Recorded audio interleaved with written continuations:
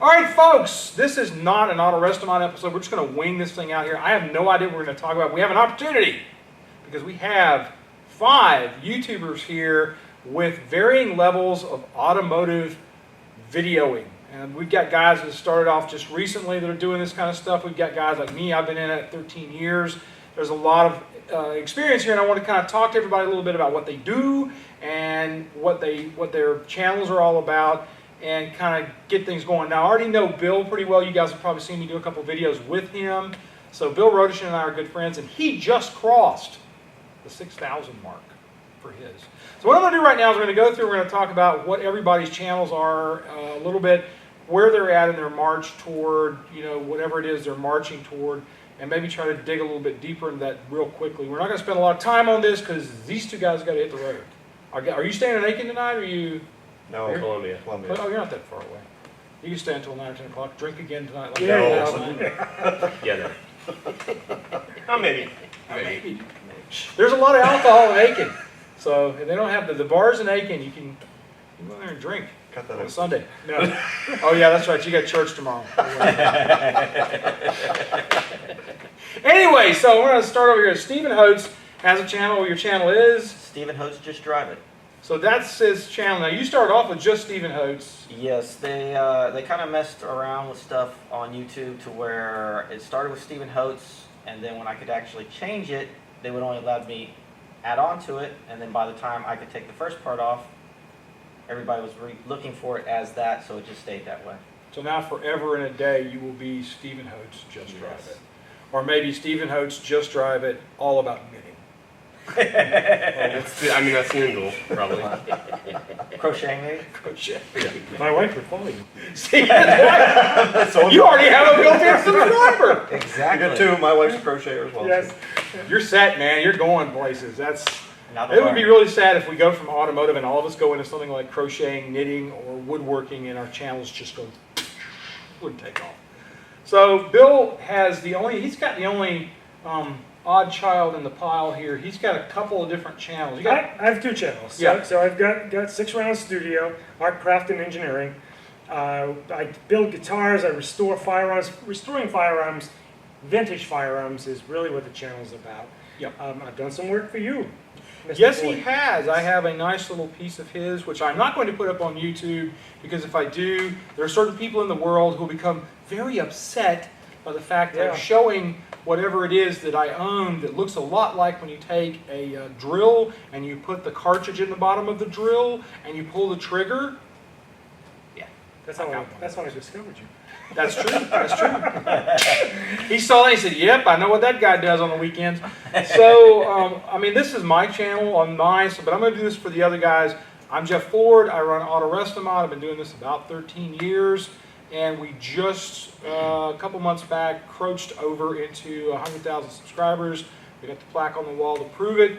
So that's what I do. My channel is basically automotive how-to, hardcore how-to, and a little bit of stupidity like what you're seeing today. So. All right, so I'm Grant Tommy, Str8 Six Fan on YouTube, and yeah, I'm just going to try to condense down what the heck my channel is about. I guess it's, so I started in the car game pretty late. And so I'm just trying to have a channel that's meant to encourage the people who are like me, who just made an excuse after excuse why not to do it. Like, yeah. Look, if this guy can do it, so can you. It's kind of my goal. So. Yep. It's kind of interesting when you say that, because I think that there's a lot more guys, younger fellows like you, getting into the hobby than we realize. I did an interview with Rick Schmidt yesterday, and we talked about that, and that's one of the things he mentioned, is that there are young guys that don't have any clue about what a set of points are.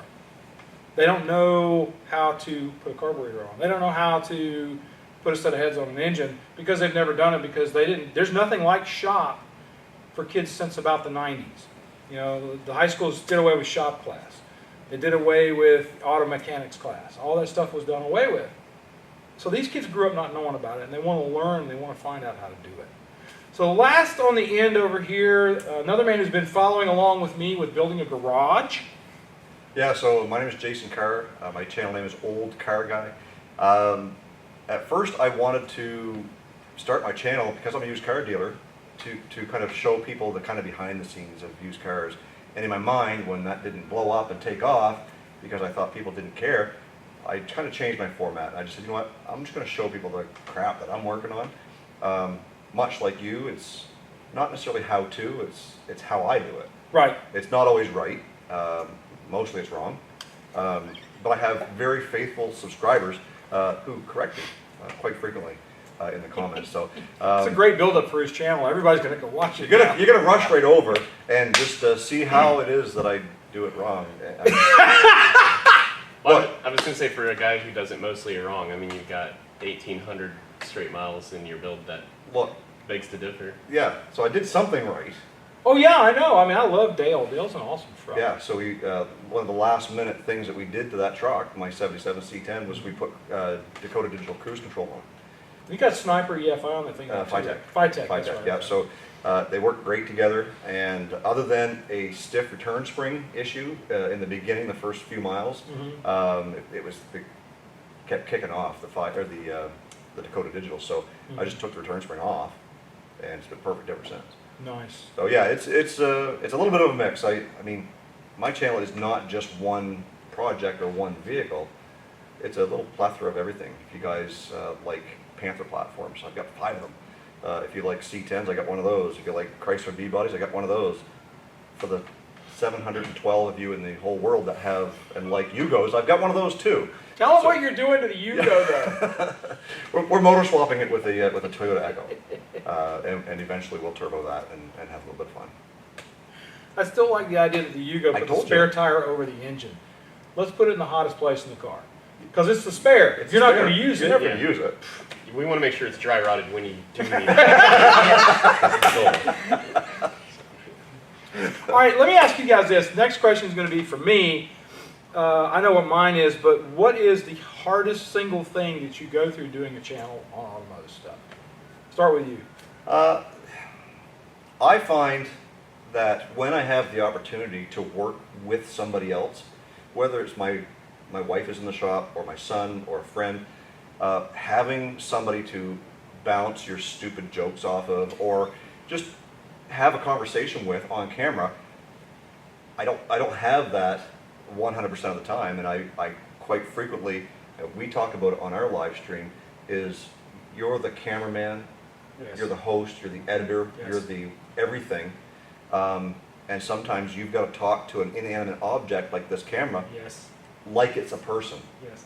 The unfortunate part is that the inanimate object just doesn't converse back. Yeah. Most of the time, Or have probably. facial expressions. Or yeah, So- or tell you that you're doing it wrong. I mean, Yeah. So of you guys, how many guys are basically shooting by themselves?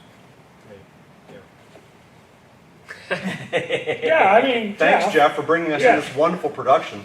Well, I only got one guy today.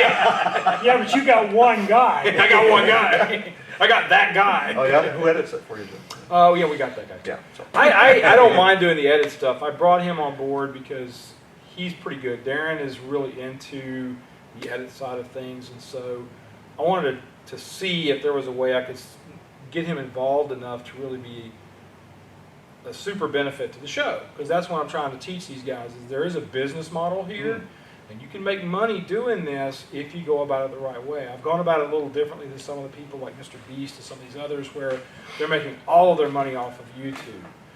But that's how it is. So, Stephen, what's your single biggest problem?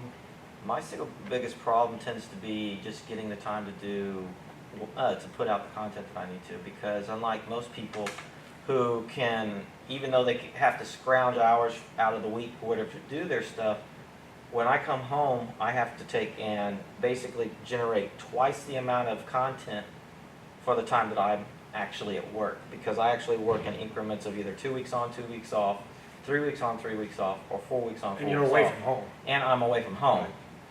It's And not what- like you're coming home at night because you work on a boat. Yeah, so I actually generate twice the amount of content and then have to edit it, and sometimes have to deal with bad internet connections and all the other stuff that's fun, or disappearing files. Well, and I mean, you've got 4 weeks of other just real life things to Yes, catch exactly. up on too. Yeah, So it's yes. like Exactly. Because Two we're kids and a wife. everything. 2 kids, a wife, building a house, and yeah, cars. And that's one of the things I think that probably a great segue to talk about is that no matter how big or small your YouTube channel is, life it's the same thing. still goes on. Yeah, it's the, You know, it's the same challenge. we've got, you know, depends on whether you're married or not, but you've got significant others, you've got children, you've got your day jobs. Yep. Everything that you do in life still has to boil down to, I got to get that done first, just so I can move on to play with this little thing called YouTube. Until you ever get to the point where, you know, that you make it a career. I think most of us in this room, Jeff, aren't there yet. So again, it just, you know, it's one thing, like you said, you've got like 2 or 3 times the work to do in the time that you have. Exactly. But you've also got life. You know, we all got that, but it seems like you've got compounded there a little bit. Bill, what's your single? So, when I first started this, I started with 1 camera. Yeah. Okay. I talked you into another. You camera. talked me into a second camera because Jeff says 2 camera shoots are easier to edit, and the truth was, he was right. 2 camera shoots are easier to edit, but here's the problem. I work with small things. Okay. So when I plan a video or shoot a video, I need to literally storyboard the entire thing, even if it's in my head. I need to know where that video is going because I have multiple workstations. So the woodworking gets done here, or that's only part of the woodworking. The other part of the woodworking gets done over here. So not only do I have to storyboard, but I have to move all these cameras around, all the lights around, because I use softboxes, just so I get better lighting for the cameras. So I got to move all that equipment. Yeah, I know, because you're Jeff. We've already ascertained that. Okay. So anyway, so I've got to move all this equipment around with the cameras, and then I get all these. I mean, with the shot, and I also have to get these close-ups, which means I got to get the camera set up in a way that I can get those close-ups, so my hands aren't in the way, and what I'm showing the viewers actually makes sense. So probably the biggest challenge for me is not the shop, not the filming, but sort of planning where all those cameras are going to go. And oh, by the way, I do this in my garage, so I got to move cars out of the way, and all the rest of that, you know. I think for me, my answer probably lies somewhere in between those 2 guys, is where it's the experts will tell you, you know, if you want to deliver a good entertainment value thing, plan, right? And so I try, at least like at an outline form mentally in my head, like here are the high points I want to hit. But we've all been there, right? There's that rusty bolt that you end up wrestling for an hour and a half. Yeah. And so even though you have this plan in your head, at some point, and so then it's the time thing, like Stephen was talking about, where okay, so I work basically on Sundays. It's like, you know, we go to church, my wife and I have lunch together, spend at least an hour with her. 1 o'clock, it's like, I'm out there, 1 o'clock. But 2-car garage, I pull her car out, I get all my tools out.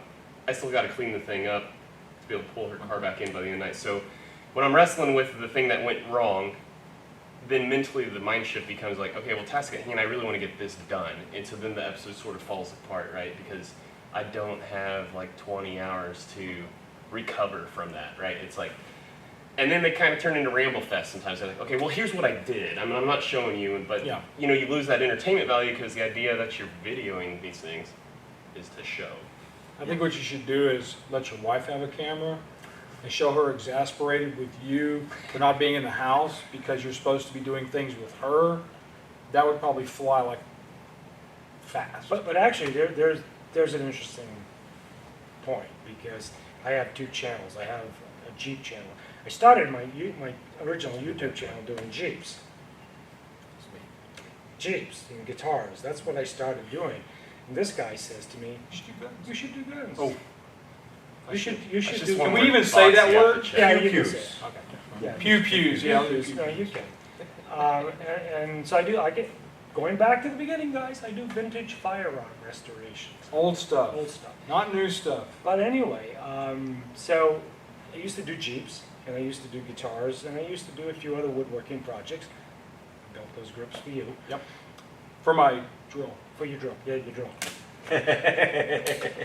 And this guy talks me into doing a pew-pew video, a restoration video, which I was already doing the restorations, but he says, why don't you film one?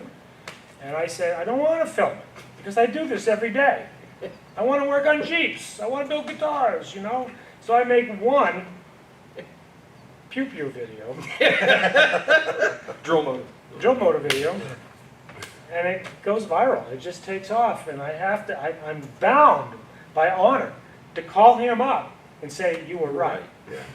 I've only had that happen like 3 times in my life, and he's number 3. So anyway, because of that, I still want to make Jeep content. So I build a new channel, Rust of Resurrection. It's my new channel. It's Jeeps and automotive, okay? But here's the deal. My wife helps me with that one, Yeah. and she's good at it, okay? I can actually just work on the video or work on the project. And she's out there. Usually I do those with handheld, with the cell phone. She's good at it, you know? And it makes my life so much easier on that channel because I just tell her what I'm planning to do and she just follows me around. And it turns out really good. And I think that the model on that was where I was going to go next too. So you kind of made a good segue there. What do you use for cameras? So I use Canon. I got 5 Canons. So they remember the old camcorders you had? Yep. So I got 4 of those, and I've got 1 Canon DSLR, which is my main channel. But my main camera, it has all my audio on it. It has a boom mic on it or a shotgun mic on it. I move around so much. I first started trying to use the lapels, but you try working on a gun, on a pew-pew. Oh, sorry, drill motor. You try working on one of those with a lapel mic on, and every time you move, you get the static feedback. So I said that had to go. So I got a shotgun mic that mounted to the top of the DSLR, and it goes everywhere I want. And the quality of the sound is excellent, but it has to be close. You know, that's the downside, is that the camera has to be no further away from me than this to get good pickup. Stephen, what are you using? I'm using more than anything my cell phone, and I do have a GoPro that we use. What cell phone do you have? I've got a Samsung S22. Yep. Which is nice because once they added the anti vibration. Yeah, that came in with the S21. That was We really use the nice. S21 a lot. I mean, that's a great little. I actually use my iPhone for a lot of my close-ups on the pew-pew I channel. used to like you a lot more. I didn't use you had an iPhone. Wait till You have an iPhone. Wait till you come down to this end of the. Oh, Lord. He's probably got like a Google flip phone or something, no? We have a Google Pixel because off the hot rod is on brand, right? So Grant's running a crayon phone, right? Like a Google Pixel. Pixel. Yeah. Yeah. No, it actually I'm has just messing really with you. good low light performance, but I don't. The Pixel is That's pretty what good. I shoot the least amount with, and it has nothing to do that it's not capable. It's not. It's just for me, it's a workflow thing and editing. Mhm. I like the convenience, like again, because compressed schedule. It's like, well, my process is just pull the SD card, throw it in my PC, drag, drop, done. My main camera is a Canon SL2, so it's like very low level, entry level DSLR. But I probably 85–90% of what I shoot's with that. And then I do have a DJI Osmo Action Cam. I do have a drone, but Do you run any mics at all with your stuff? yeah, I've got I used to have the top dog Rode, but then something inside broke. I couldn't figure out what. Right. And it was like, oh, I'm not going to buy the $200 one again, so I bought the $50 one at the time. And it works actually really well. I mean, for 90% of what we're doing, I think that's good. As long as your audio is clean, they can understand what you're saying. Yeah, that's a you're big good to one. go. Yeah, so I'm using a StarTAC flip phone Razor from 1997. BlackBerry with the I'm stylus. kidding. I do have. I was buying You into got this. the I was buying into this. I knew he was full of it. It's a I can look phone. at him and tell he was lying. It's a Palm Pilot. No, Oh. I do use an iPhone. It's the iPhone 12 Max Pro, but I want to clarify something. My previous phone was the 10, and the camera on it was horrendous. Yeah. The sound quality was horrendous. Yes. So I primarily used GoPros for all my shots. Yeah, I remember you doing And that. they were adequate. Adequate Yep. is adequate. But that's what all. it is. Yes. That's all, in my opinion. Might be some haters. That's all a GoPro is. It's an adequate piece for quick action shot.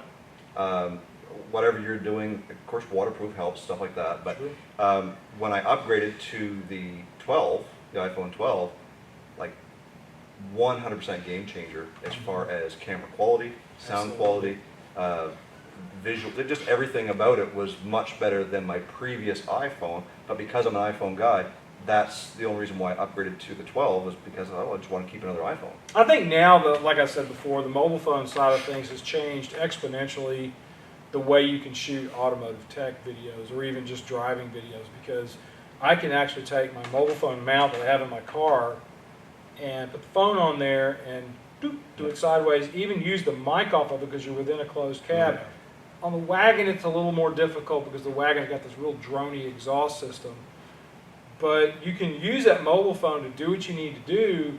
Image stabilization is there. You don't have to worry about it just because when you take, like we run XA11s, we have 3 XA11s that we use for the Canon cameras. And they're really good cameras, but the image stabilization for driving shots is pretty hideous. And a lot of times we'd have to go shoot things 2, 3, 4 times in order to get where we got what we wanted out of the camera. The mobile phone, I can throw that thing on the dash, and I ran a piece I did a little while back on test driving the Falcon for performance. Put that camera in there, and it's like I'm looking at it going, I almost want to go grab the XA11 because the image stabilization is too good. Yeah. Because it doesn't look like I'm doing anything. I mean, I'm sailing around the corner on a car with a sway bar about the size of a pencil coming up that S in the driveway, and I'm in the car and the car's heeling over. Outside, it looks like I'm doing something. Inside the car, it looks like Just driving Miss Daisy. hey, how you doing? Good day.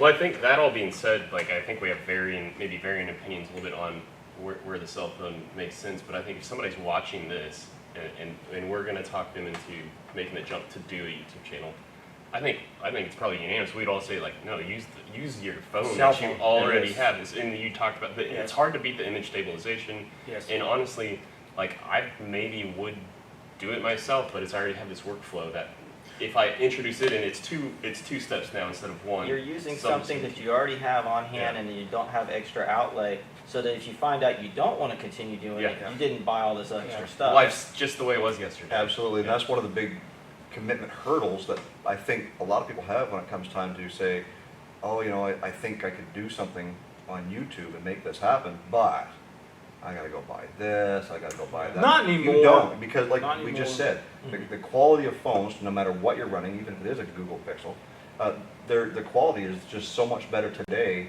literally, than just 2 years ago on the previous models of these phones. I think like Craig 909, he's gotten big. He's 157,000 subscribers now. Primarily mobile phone. Cletus McFarlane, primarily mobile phone. They do have a shoulder mount camera that they use for some of Cletus' stuff, but overall, the hooning stuff and just the little crazy things that you see on the show, they're all done on a mobile phone. And because of the quality level that we have from our mobile phones now, the only thing I would say that you don't get quite as good out of the mobile phones is audio.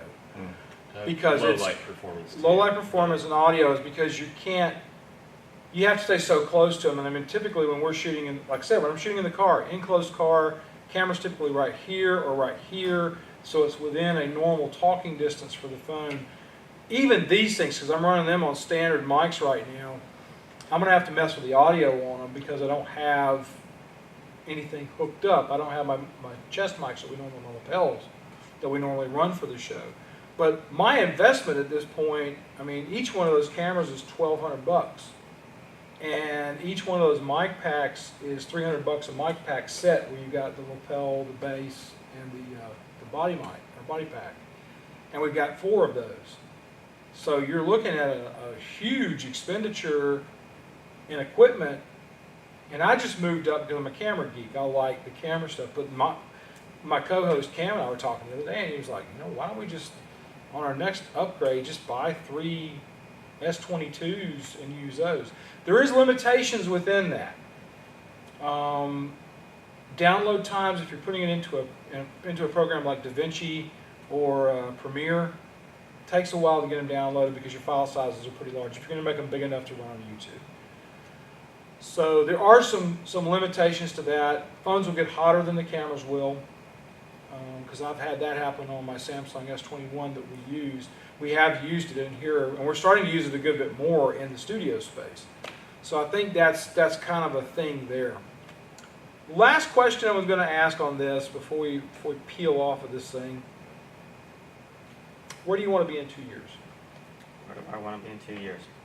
We just You talked can't- about this. we You just can't, talked you about- can't say Jamaica or he's retired, so he can't. No, we literally had this conversation about an hour ago. Yep. And I don't know if I can answer that one just yet. I know Okay. my current deal is that I want to get monetized because I'm over the cap for the subs. I'm down to right at around 250 hours of watch time. But I really don't know on that one because I really enjoy doing this, and I really didn't start doing it to actually be monetized or, make a living off of it. It's just something I enjoy doing, and we key it in with trips and stuff that we do with the boys and stuff like that. So it's almost even a little bit more like what Jed says whenever Jed Scott at Scott Speed Shop says that these are his VHS tapes from the 80s of family stuff and everything. Yeah, we do other stuff as well, but I don't know how to answer that question at this Okay. point. I'm going to skip you for a minute. Oh, because you're retired. Jason, what do you see in 2 years? Like, I'd be lying if I said that I didn't want to see a big subscriber count or a big, view count or something like that. I mean, I think when we get to a certain point in our YouTube venture or adventure, we want to see those numbers rising. Sure. You said it took you 13 years to get to 100,000 subscribers.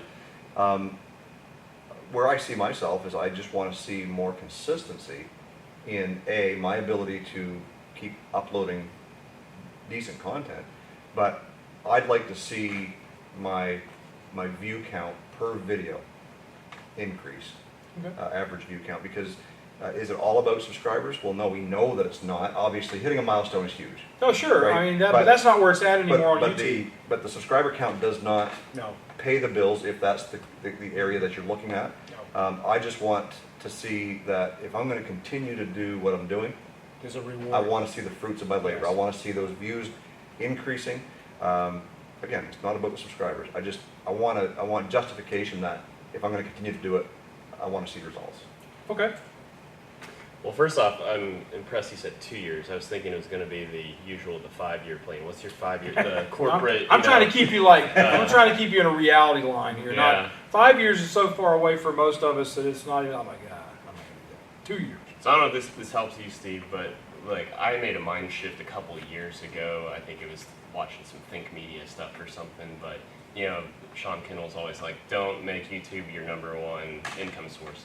Really hard for me not to. Like, I can't really make much money outside of that for this stuff. Like, YouTube is my best vehicle right now, but this guy we're going to go see tomorrow, Joshua at Village Customs, I look at social media, so YouTube and Instagram, I'm trying to think about how do I leverage this as a pre-marketing campaign for something else down the Oh, I road. think that's actually. That's a great idea. No, this is good. So it's like, Village Customs, if you don't know, he's a rat rod builder in North Carolina, and his bread and butter money income is he created a cantilever airbag suspension kit for rat rods, and so they're really, really popular.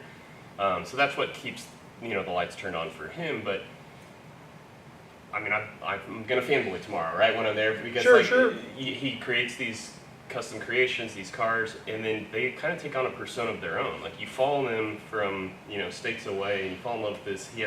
He body swapped a '49 Lincoln onto a 91 Crown Victoria, and I mean, I don't know, he probably had less than five grand invested in it. His wife convinced him for the finish, just do natural steel. So he with the grinder, Yeah. just a beautiful clear coated chop top, like 4-door. It was a 4-door Lincoln too, and it's like, if I'm explaining this to someone, like, I'm not gonna build a 4-door 49 Lincoln, but you see the thing, you're like, oh dude, I want that. I've got to have that. I might would Yeah. do this. So Yeah. in no. 2 years, long-winded answer to your question.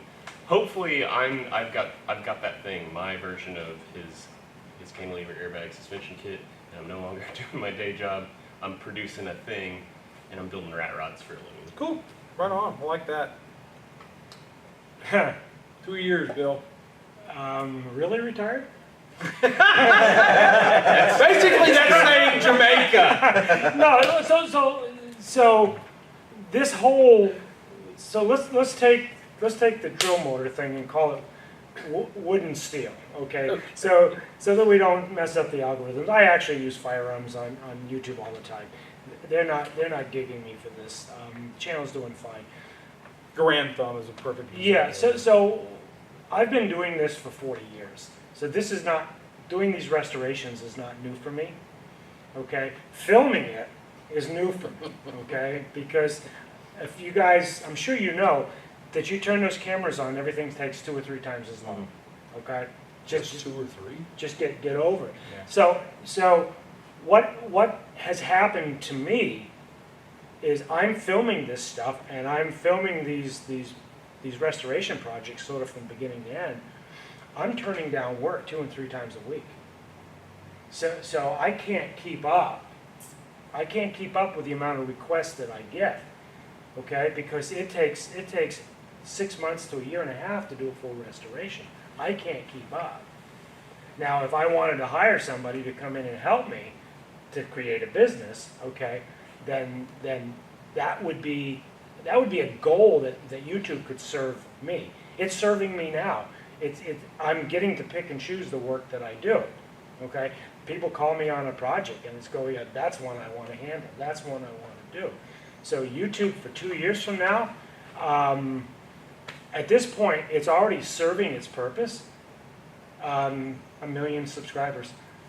You know, I like it. I mean, I'm not going to do it, but I mean, at this point, Sure. the channel's already serving the purpose. And before we started recording, Bill, we had that little conversation. Said, you know what? At some point, we'll all get to 1 million subscribers. We'll all get there at some point.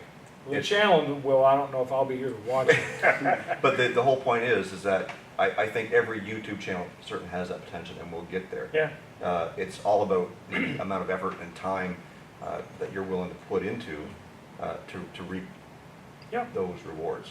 So it's coming to grips with the fact that you're going to double your time for everything. You're going to do this, you're going to do this restoration. Okay, doing the Jeep. I do my own Jeep restoration. So it's not, I'm not filming this for clients, but I want to put a throttle cable in my 43 wheelies. Okay, that's a 2-hour job unless you film it. Yeah. Then it's a 4-hour. Then it's a 4-hour job, you know? So I think that's the thing, becoming comfortable with the idea that you want to put in the time, it's a lot more time. And just be good with that. You know, be good that this is a job. YouTube is a job. And even though it's fun, it's a job. And you have to be comfortable, in my opinion. You have to be comfortable with the idea that you now have 2, 3, 4 jobs that you're now doing. Yep. And it depends on how much of it, I mean, like, I'm still doing the edit work because I'm coming in, I get to play executive producer. I come in and I tell Darren, this is great, this is not, I'm going to cut this down by another 5 minutes or whatever. And so I'm wearing different hats than I was wearing before. I'm still doing all the things I was doing in a way, because I'm scrubbing the entire video and I'm looking through it to see what we need to change and what we need to update, or maybe move something out or put something in. But, you know, it's just, that's where it is. I mean, you got that time. And for me, 2 years from now, oh, I don't know. I just want to be making more money. We're not, I mean, we have sponsors on the show. We have people who pay for our ad space on the show, and they come in and they're part of it that way. So we have that. And that's another business model you can do. You can get sponsors for your show, but I'll tell you right now, that's not the easiest thing to do in the automotive industry and hobby, because so many people, Rick said something yesterday about that he's been taken advantage of by so many builders, from SEMA cars to shows to all kind of stuff. And they get tired of hearing from people coming in there saying, oh, I've got this great YouTube channel and I'm going to do these great YouTube things. And I think the only reason he stuck with me is he's just, at some point he's going to do it. You know, I know we're 13 years in, but at some point he's going to let me down. And I haven't, I mean, and I'm not gonna, but you know what I'm saying? You had that moment. We had that conversation last night. There were 3 of us, you know, and we said that's part of the problem why so many sponsors are starting to say no, is because they're not seeing the fruits of what they're doing for. I mean, Phytech helped me out big time on the fuel injection system that I put on my truck, and for that. As soon as I got that thing, I was laying stuff out on the hood, trying to figure out where everything went and what to do. And like within 30 days, I had that thing installed and running the truck. Not because of any other decision on, I wanted to drive the truck with the fuel injection on it. But it's a follow-through process. Oh, sure. Do not be afraid to reach out to sponsorship, to different companies for sponsorship. But just because they're going to give you a discount or something for free, doesn't mean it's for free. The catch is you need to produce content on that product. Don't around. Sorry, I didn't mean to say that. That's okay. I'll do something. Don't screw them around. Yeah, that word. Yeah, Instead. Yeah, please, more of that. Pew pew. So basically, the entire section with Jason, ladies and gentlemen, will just be one big beep. So I do have a question for everybody. Do you enjoy it, Jason? Yes. I do. I really do. Do you enjoy it more than your real job? Oh, This is my real job. Absolutely, I do. Like, I mean, like my business and my livelihood revolves around my day job. Obviously, that's what pays the bills. That's what allows me to do a lot of the things that I do on my YouTube channel. But I do love it, and I've got a wife that 100% supports everything I do, even if it means dragging home another Panther platform car. Don't talk to him. But that's one of the things I've learned about doing several different projects, different vehicles over the years, is the one that gets the views is these Crown Vics and Grand Marquis. So Sure. why would I turn that away? Right? Because there's a lot of Battery's dying. there's a lot of us out there that want to keep doing it. I truly enjoy it 100%. So Grant, tell me, do you enjoy YouTube? Just YouTube? Yeah, grand scheme of thing, I enjoy so I'm an architect by trade, so I'm a creative, a designer, whatever you want to, however you want to think of me now. But it's like video editing is more of that. It's more of an extension of, hey, here's a way to, how to, and I enjoy that. I enjoy crafting the product. What I love about YouTube on top of the automotive hobby is that there's like this accountability to it of like your project has to move along to stay consistent on YouTube. Now, if life really gets in my way, I do break. I'll admit, there's supposed to be an episode going up tomorrow, Monday at 6, and we're not going to get one. But Sorry, folks. yeah, no, because this is what we're doing right here is an investment with my YouTube career, right? So taking time, just because I'm not making content, it's that indirect investment, right? Like I'm not directly making content, but this is paying huge dividends. Just sitting down. I think networking is critical absolutely. to all of this. So I'm working on YouTube this weekend. Yeah, Even though there's no absolutely. content. You're next, because I already know what my answer is. So I mean, I do this for a living. I love doing it. It's fun. I really enjoy it. As far as like the networking and everything, this trip, even though I came to be here for his birthday, I've been doing the same thing. I've stopped in Murfreesboro, Tennessee to see a fellow YouTuber. Met up with John Wilbert and another guy in Virginia. Went by and actually got to meet David Vizard with Andy Woods and different ones like that before coming here. And I'm still meeting other people on the way home. So yeah, networking is fun, but it's really neat just to actually make friends and be hanging around guys who actually like the same type of stuff that you do. You may not have the same brand or whatever else, but that kind of makes it fun because you can see all sides of it. It's a community. It's And interesting that all of us are friends because of YouTube. Yes. Everyone that's in this room, well, except for Logan, he's running camera. He's just picking his nails. He doesn't care because he's not having to do anything. But the guy sitting on this side of it over here, all of us met through YouTube. Yes, correct. And we're all friends. We all enjoy each other's company. It's so weird because I feel like I can pick on you guys because we've talked a few times on YouTube or done your car guy, yeah. So we've done the show together. So I feel like we can pick on each other. We can talk to each other like we've known each other forever. Bill and I have known each other a good while because he watched a video of mine and he wrote in, and so we got to be good friends. Steven, same kind of stuff. So it's like I like that part of it. And going off of what you're talking about with do you enjoy what you do, because of the friendships that I've developed through this industry, because I've been in the industry a lot longer than just doing the car stuff on the show. I was working as a magazine editor back in the 90s. So a lot of my contacts and people that I know how to get things through for the show are because of those contacts. But there's so many more and other people that I know now because of YouTube. The Lees, our friends the Lees, Pat and those guys. You know, he's one of our bigger supporters on the channel, and we do life together. I mean, we're going on a cruise in a couple of months to Alaska with his family on the anniversary, his dad and mom's anniversary. And they invited us. But we met him through the YouTube stuff. So it's kind of amazing and really neat. And so I'd say, yeah, I love YouTube. I think it's what makes my living. You know, it's not all of what makes my living, but a good bit of our money does come in from the YouTube channel. So I dig what I do. I have days, I will admit this, after 13 years of doing this, you get a little tired sometimes. And I think that's anybody that does this. I think every one of us in this little group here would admit, you've said it before too. I've walked away for 2 or 3 weeks. Yeah. I have. I can't, because that's exactly I know. what pace. I know. Yeah, I've walked away 2 or 3 weeks. Yeah. But I mean, that's the problem I have, is that more than you guys on my side of things is being a full-time, dedicated, and I hate saying these words, content creator. Like, I just make videos.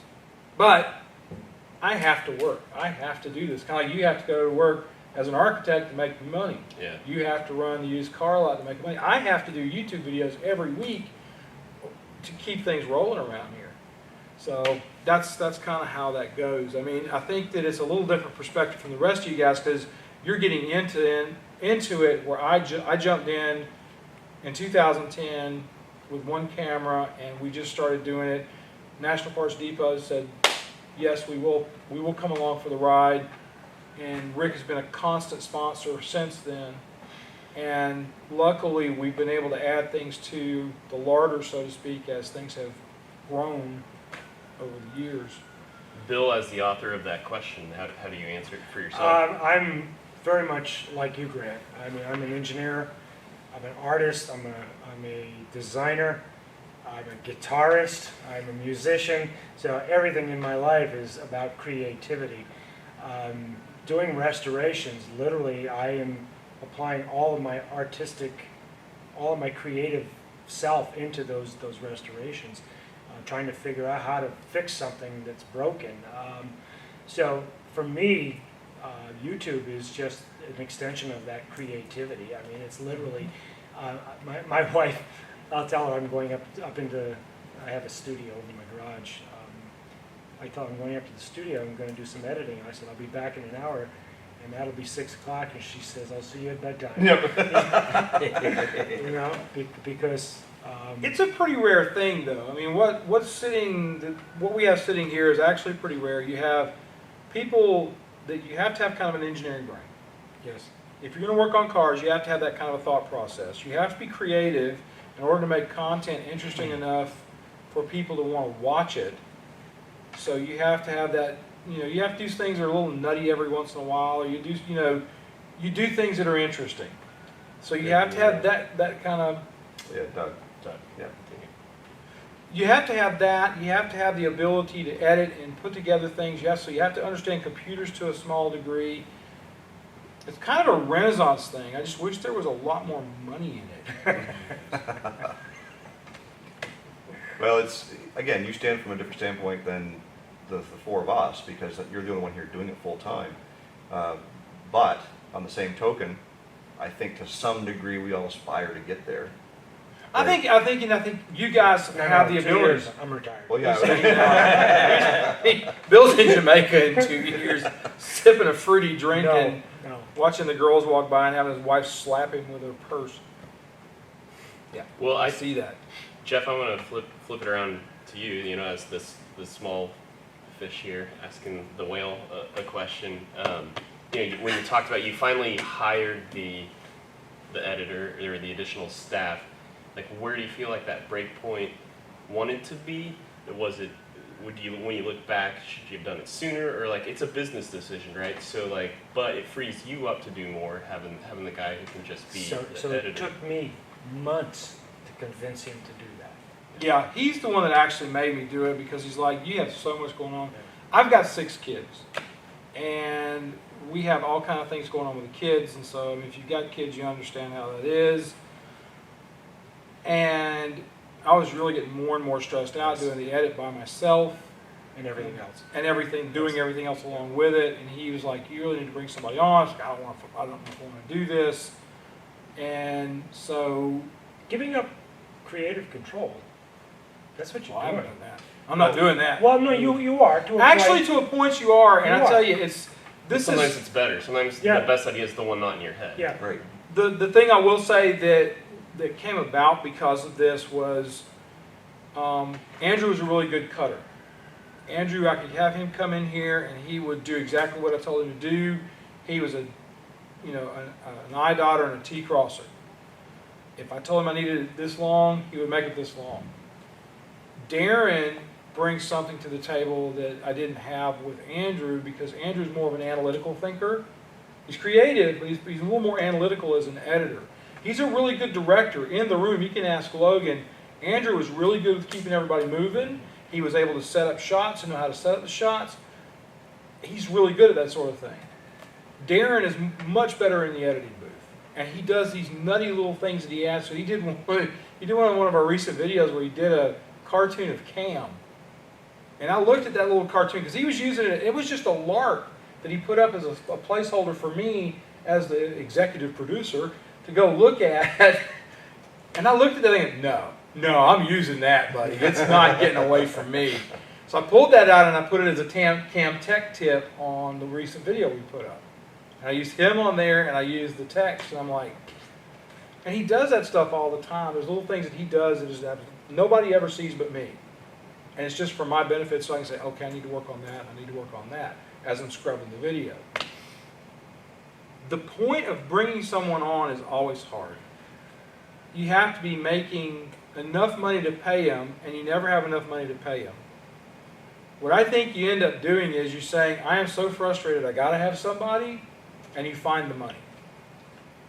I'll tell a little story about Mike Eaton, a good friend of mine who runs Eaton Detroit Spring. Mike told me one time, I was struggling with the whole idea of what I was doing. I was kind of having a crisis moment. Mike said, just do it. I said, what do you mean? He said, I'll tell you a story. When I first started, a GTO company called me and says, can you make GTO springs? He said, absolutely. Hung up the phone. And then he started looking for a way to make the GTO springs. So he got the client, had no idea how to do the process, learned the process, made the springs. And then Eaton Detroit Spring was, so to speak, born. And so that's the kind of thing. It's like Steve Harvey talks about jumping off the cliff. You know, you got a parachute, you're going to be okay. You jump off the cliff. You two younger guys may not know who he is. Yeah. Oh, yes. But anyway, I'll put a picture of Steve up here. I'll probably get sued for copyright infringement. But Steve, I love you. You're a great guy, and you're very inspirational. Anyway, he had this thing where he talks about jumping with a parachute. And you pull the cord, you're going to hit the side of the cliff a little bit. And all, but if you keep banging away at that rock, you're going to have success. Yes. My success has not been what I actually wanted.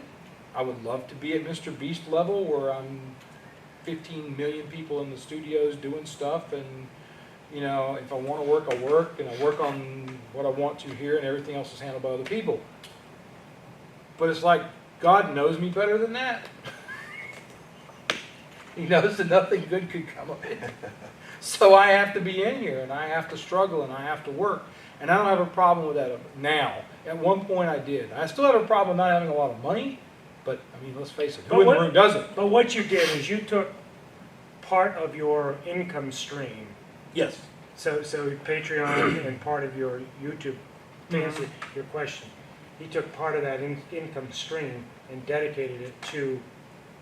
When I do the thing at the end where I talk about Patreon and I say, this pays Darren's salary, if we lose patrons, he loses money. Right. I don't finance it because I have to have a revenue stream to cover the work. So if you do something with somebody coming on board, that's the level I look at.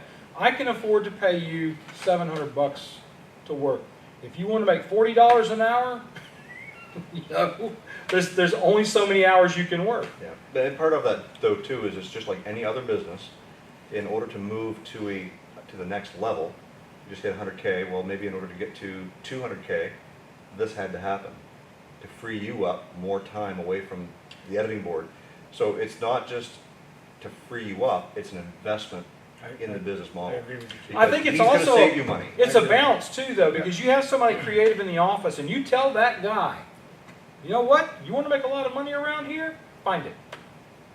You have to find that money as the editor for this business. You have to find what you're going to make. This is not Soviet Russia. This is a capitalist nation, and I am a capitalist business, and you have to help me find that money. Well, you know what? And where the right editor is going to find you that money is he's going to edit you a kick-ass video Yes. that's Yep. going to get more views, which will generate more revenue, which Yep. will keep people coming in. That's That's the it. whole thing. That's really it. But also, and I don't know if you're already doing this, Jeff, so I apologize if you are, but like that editor could, in theory, too, be like mastering. Okay, well, how do we repurpose like the 60-second He does that. version for? Yeah, okay, Mhm. so Yeah, we've got, that's YouTube kind of, shorts and stuff. like I said, Darren is pretty amazing with that kind of thing. So he actually does pull all that together, and is working on that. He's working on ideas to make more money, because I'm telling him, you're not going to make any more money here if you don't work on these things. Mm. I had to work to get to where we're at now. You have to work to make more money here. If you don't want to make more money, you can leave. I'll put the money back in my pocket, and I'll do the editing. It'll just cost me more time. So, all right. So I just saw the cockroach down here on the floor. In front of me. Yep, Oh, he's yeah. alive. Kill him! Kill him! Well, Great. Now you got to Great. clean the Now carpet. you I gotta clean the carpet. All Great. right, Just smeared him into the carpet. Yay. next time I'll let him go. He'd let him go. He'd have gone home with Jason. It'd have been fun. There we go. Shoot him with the pew pew. Yeah.